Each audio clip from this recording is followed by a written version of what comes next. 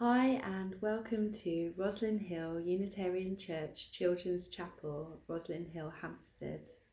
I'm going to light the candle to celebrate our chapel. If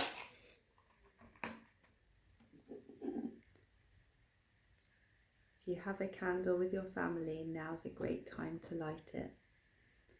We are the chapel of the open minds, the loving hearts, and of course, the helping hands. So please do take a moment to light the candle with your family. And for this week, we're going to be talking about renewal again, which is the theme of September, but also this idea of renewal through wonder, through looking at the world around us and seeing it with fresh eyes each time, even if it's something we've seen 1,000 times before, where our sense of wonder and awe can renew our sense of self and purpose and joy. So with that in mind, I wanted to ask the families out there if you could have a little chat as part of your joys and concerns now. So when you go to press the pause to reflect button, which should come up, the question today is, what was your first word that you ever spoke, that you ever said? So babies, as they start to grow up, they'll make different sounds, like Isabel and Jensen would say, dida, dida, for daddy. But what was the first word that you said that everyone thought, that's their first word?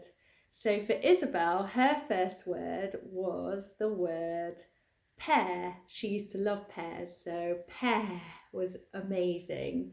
It was a sense of joy, and she just wanted to listen to that word and be able to say that word.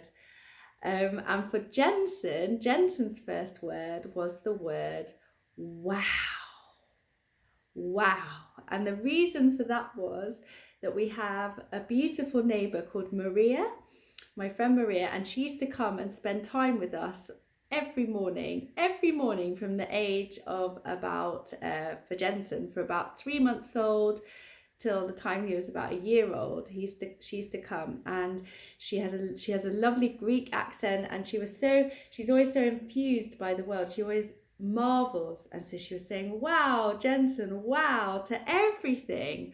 And he really picked up on this, and his first word was wow.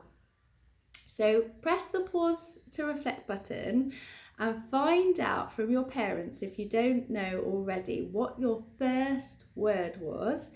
And if they happen to know, maybe they know what their first word was, and you can reflect on that. So have a little pause to reflect now.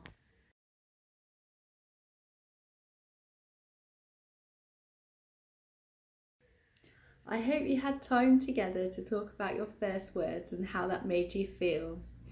So what if we went around all day today and we just looked at things that we'd seen before, some we've seen before, some are new, and we just say, wow, how does that make us feel if we really take time to look at things and see things that we've seen before but with new eyes?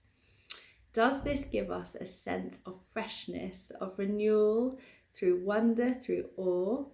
So the theme this week, a universal theme for us all, and I'm sure you felt this even if you've seen them 1,000 times before, if you've even lived 1,000 nights to see them, are the stars. The stars provoke a sense of wonder and awe. And I was discussing with Simon his knowledge about stars, and I'm going to share some science with you before the craft. But I thought it would be really, really nice to sing the song Twinkle, Twinkle, Little Star.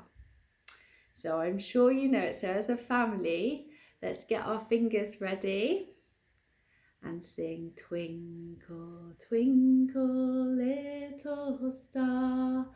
How I wonder what you are. Up above the world held so high, like a diamond in the sky. Twinkle, twinkle, little star, how I wonder what you are. Wonderful. I hope you joined in with me. How does that make you feel? I love singing that. I don't think anyone ever gets too sophisticated to sing that. And it's true. If we look around us at the autumn leaves, or we look up, we go out into the night sky, we have a sense of wonder. So now I'm going to share some top facts all about stars and see if it even increases your sense of awe. So here are some top facts all about space and all about stars for you. And Simon told me last night all about it, but I couldn't take it in because it was just so beautiful. So he's written it down for me to share with you. So light travels, the light in the sky all around us travels at 186,000 miles per second. Wow! I don't know how you feel about that. Some of the older people watching this as well. 186,000 miles per second. The nearest star to our solar system is a star that we call Alpha Centauri. And it takes light from Alpha Centauri 4.3 years to reach us, even at the speed of light. So when you see a star in the sky, sometimes what you're seeing, the light that you see twinkling, has taken 4 years from the star to reach your eye to see it. Wow! So 4.3 light years is 25 trillion miles. When we look at Alpha Centauri through a telescope, we are seeing it as it was 4.3 years ago. So when you see it in the sky, you're seeing it from how it looks 4 years ago. And the light from the star has taken that long to get to Earth. What do you think about that? I think that has just increased my sense of wonder about how big the universe is and what it looks like to us. Now, wonder, we're still fascinated by stars and there's still so many questions to answer about the universe, but we do have the beginnings of this scientific knowledge about the stars and just how beautiful they are, and to accept that what we're seeing is 4 years old because it's so 4 years ago. I mean, the light that's there, I mean, I'm still getting my head around it, and what we're seeing is so far away. I think I might have to read that again to myself later and see if I understand it. But maybe as a family you can have a little discussion around that. And obviously Simon has been studying this for a few years, but I just thought I'd read that out. Maybe we can put 25 trillion miles as a number on the screen for you so you can see just how far away it is in numbers.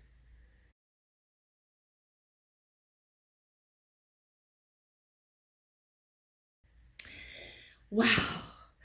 So what I'd like to do now is do a craft with you called a fortune teller craft, which is all about what's written in the stars. So you need a piece of paper and some felt tip pens for this. So for the craft this week, I would like to show you how to make a paper fortune teller game. And you need an A4 sheet of white paper and some colouring pens. So I'm going to show you how to make that, and it's because the idea is that people like to think that their fortune is written in the stars, and some people read the constellations and the way that the stars are laid out to try to map their future, to read what's going to happen to them in their horoscopes.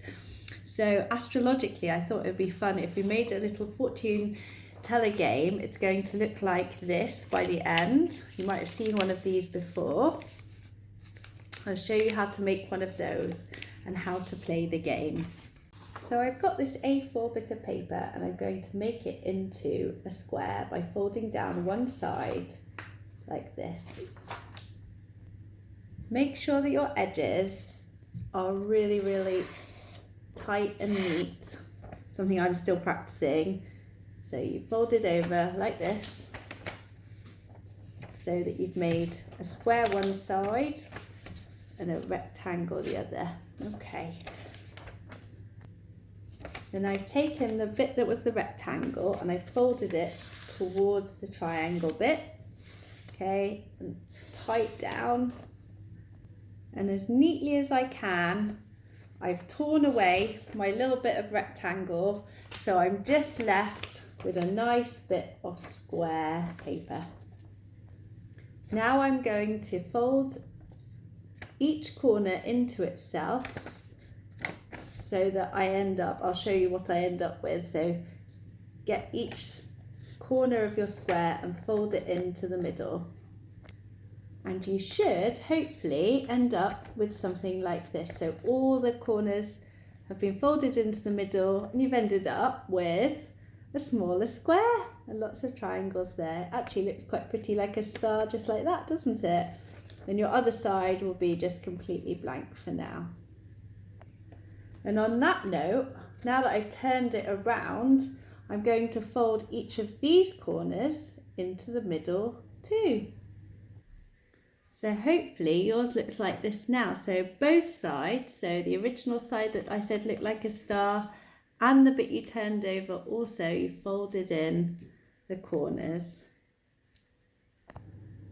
Okay, and once you've done that, you can just fold the whole thing in half. This is exciting, almost there. So you folded it in half, and to make it into the shape, you have to get your fingers into the reverse of it. So you can see here, one side has got 1, 2, 3, 4, 5, 6, 7, 8 segments. And when you look at the other side, it looks like squares more.